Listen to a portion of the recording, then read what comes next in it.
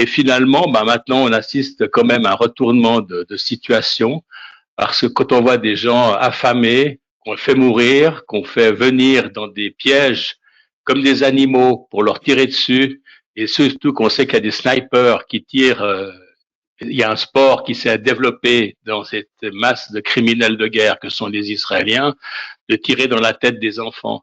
Alors ça, c'est totalement inacceptable et on ne peut pas du tout exclure que des Suisses participent à ça. Vous soulevez un point peu apporté, la participation potentielle de citoyens suisses binationaux au crime. Pourquoi ce focus? Souhaitez-vous des poursuites contre eux, une déchéance de nationalité? Et comment vous pouvez avoir l'occasion de déterminer les binationaux impliqués dans ces crimes? Comment? Alors ça appartient au ministère public de la Confédération de le faire.